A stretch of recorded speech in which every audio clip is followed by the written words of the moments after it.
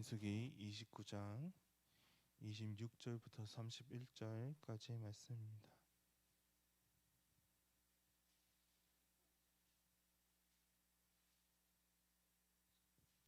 민수기 29장 26절부터 31절까지의 말씀을 다 같이 봉독하도록 하겠습니다.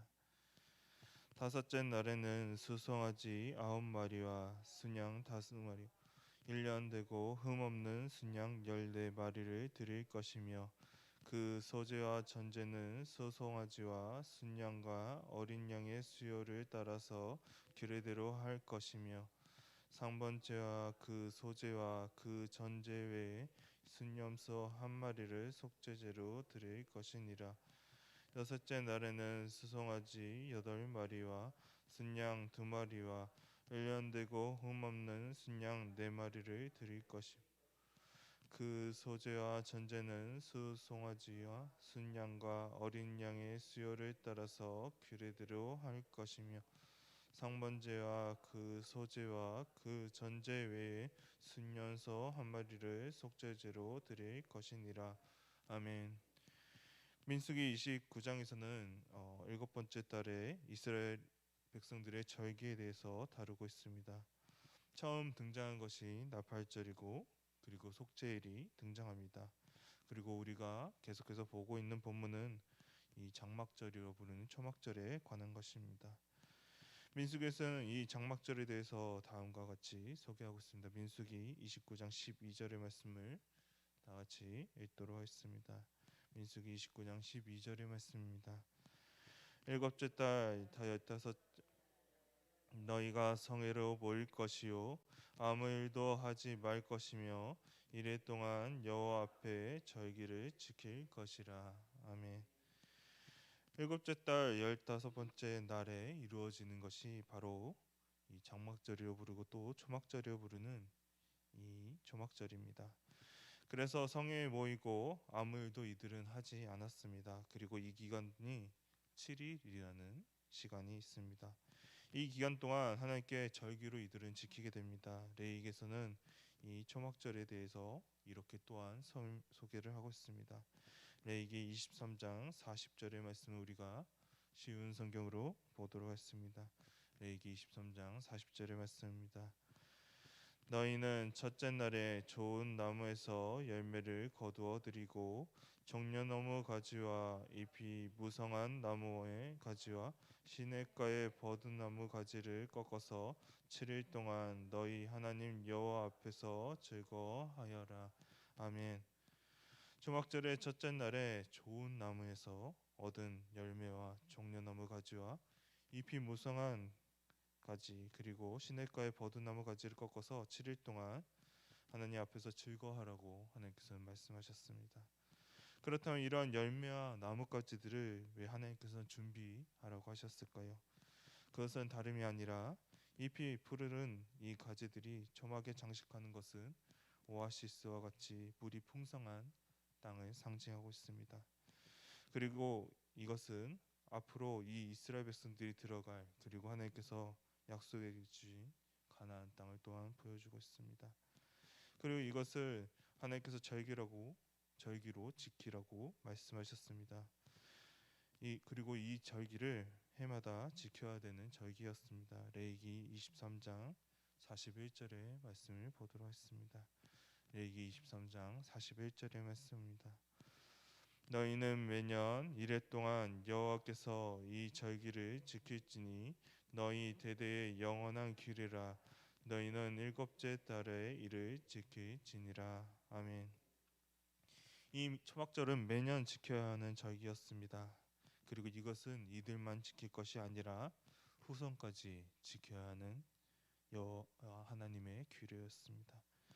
그리고 다음 절에서는 이 절기가 왜 초막절인지 너무나도 잘 보여주는 본문이 있습니다. 42절의 말씀, 레위기 23장 42절의 말씀을 보도록 하겠습니다. 42절의 말씀입니다. 너희는 이래 동안 초막에 거주하되 이스라엘에서 난 자는 다 초막에 거주할지니. 아멘. 하나님께서는 이 초막절에 이루어지는 7일 동안 모든 이스라엘 백성들이 다 초막에 거주할 것을 명령하셨습니다. 그래서 초막교에 거주하기 때문에 이 절기를 초막절이라고 부르고 있습니다. 다시 우리가 민수기로 돌아오겠습니다. 민수기 28장과 29장에서는 여러 가지 절기에 대해서 말하고 있습니다. 오늘 우리가 읽은 이 장막절이라 부르는 초막절은 다른 어떠한 절기보다도 이 민수기에서 더 상세히 기록되어 있습니다. 물론 7일이라는 긴 시간도 있지만 이와 비교되게 무교절도 7일 동안 드리지만 매일 동일한 제물을 무교절에서는 드리기 때문에 상세히 기록되지 않고 생략된 반면에 매일 드리는 제물의 수가 조금씩 바뀌는 이 초막절에는 하나님께서 상세히 기록하도록 명령하셨습니다. 그것이 오늘 우리가 읽은 본문에서도 확실하게 찾아볼 수가 있습니다. 오늘의 본문의 다섯째 날과 여섯째 날을 우리가 보도록 하겠습니다. 26절과 29절의 말씀을 같이 읽도록 하겠습니다. 본문의 26절과 29절의 말씀입니다. 다섯째 날에는 수송아지 9마리와 순양 2마리와 일련되고 흠없는 순양 14마리를 드릴 것이며 여섯째 날에는 수송아지 8마리와 순양 2마리와 일련되고 흠없는 순양 14마리를 드릴 것이며 아멘. 혹시 다른 것을 찾으셨나요? 네, 수송아지 수가 조금 다릅니다. 수송아지가 첫째 날에는 13마리를 시작해서 일곱째 날에는 7마리가 되고 거룩한 모임이 이루어지는 여덟째 날에는 1마리로 드리고 있음을 봅니다. 그리고 어린 순양은 14마리, 그리고 양 2마리, 염소 1마리라는 것이 첫째 날부터 일곱째 날까지 동일하게 하느님 앞에 또한 드리고 있습니다. 이 기간 동안 이루어지는 제물의 수도 다른 어떠한 절기보다 더 많이 배 이상 드리고 있음을 우리가 봅니다. 또한 7일 동안 드리는 수송아지가 첫째 날에는 13마리로 시작해서 일곱째 날에는 7마리로 끝나게 됩니다. 이것을 다 합하게 되면 무려 70마리라는 많은 수송아지를 하나님 앞에 제물로 드리고 있음을 보게 됩니다. 그래서 랍비들은 이 숫자가 온 세상에 있는 나라를 상징하고 있는 숫자라고 이들은 풀이하곤 했습니다. 이처럼 수송아지뿐만 아니라 많은 수의 제물들이 이 기간 동안 하나님 앞에 드림을 우리는 여기서 확인해 볼 수가 있습니다. 우리는 앞서서 초막절이 왜 초막절이라는 이름이 붙였는지 내게 이 말씀을 통해서 보았습니다. 그렇다면 하나님께서는 왜 이 초막절을 이스라엘 백성들로 하여금 지키게 하셨는지 가장 큰 의미를 우리가 살펴보도록 하겠습니다. 레위기 23장 43절의 말씀 우리가 보도록 하겠습니다. 레위기 23장 43절의 말씀입니다.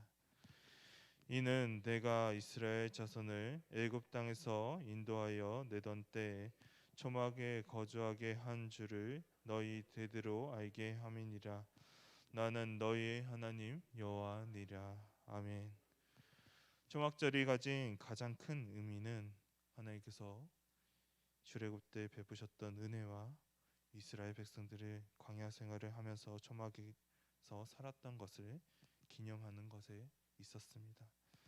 그리고 이스라엘 백성들이 노예 생활을 하면서 고통스러웠던 생활을 마치고 이제는 가나안 땅에 들어가서 하나님께서 인도해 주시고 이 땅에서 또한 추수를 할 수 있게끔 하나님께서 이끌어 주신 것에 대한 하나님에 대한 감사도 여기에 포함되어 있습니다. 하나님께서는 이 초막절을 두셔서 이스라엘 백성들을 하여금 이 사실들을 잊지 않도록 하셨습니다. 하나님께서 이렇게 하심은 우리가 너무나도 하나님의 은혜에 대해서 너무나도 잘 읽기 때문입니다. 그것은 성경 여러 군데서도 많이 찾아볼 수 있습니다. 가나안 땅에 들어가서도 이 백성들은 하나님을 역시나 잊었습니다. 사사기서를 보면 우리가 이러한 모습을 확인해 볼 수가 있습니다. 사사기서의 마지막 부분은 이렇게 말하고 있습니다. 사사기 21장 25절의 말씀을 보도록 하겠습니다. 사사기 21장 25절의 말씀입니다. 그때 이스라엘의 왕이 없으므로 사람이 각기 자기의 소견에 옳은 대로 행하였더라. 사사기서는 이스라엘이 가나안 땅에 들어가고 얼마 안 지나서의 이야기를 다루고 있습니다. 그런데 이들은 금세 하나님의 은혜를 잊고 말았습니다. 하나님께서 이집트 땅에서 노예 신분으로 살고 있던 이들을 구출해 주셔서 이 가나안 땅으로 이끌으셨던 하나님을 이들은 잊었습니다. 이들은 가나안 백성들과 결혼을 했고 가나안 사람들이 믿는 우상을 섬기는 하나님을 배신하는 일을 했습니다. 이들의 삶 속에서 하나님이 왕이 되는 그러한 삶이 아니라 자신들이 하고 싶은 자신대로 마음대로 자신의 생각대로 하는 자신의 소견에 옳은 대로 행한 행동을 이들은 행하게 되었습니다. 이것은 우리들에게도 어찌 보면 동일하게 적용이 됩니다. 우리가 하나님의 은혜를 기억하며 살지 못하고 지금 닥친 어려움과 곤란함으로 인해 이것을 잊을 때가 너무나도 많습니다. 그래서 하나님께서는 이것을 잊지 않기 위해서 이스라엘 백성들을 하여금 초막절을 준비해 주셨습니다. 그리고 우리들도 마찬가지로 하나님의 은혜와 예수 그리스도께서 이 땅에 오심을 잊지 않기 위해 부활절과 성탄절과 같이 우리는 절기로 또한 지키고 있습니다. 우리가 이러한 절기를 보낼 때 단순히 그 절기들을 그냥 보내는 것이 아니라 하나님께서 우리를 향하신 그 은혜를 그 속에서 또한 우리는 발견해 나가야 할 것입니다.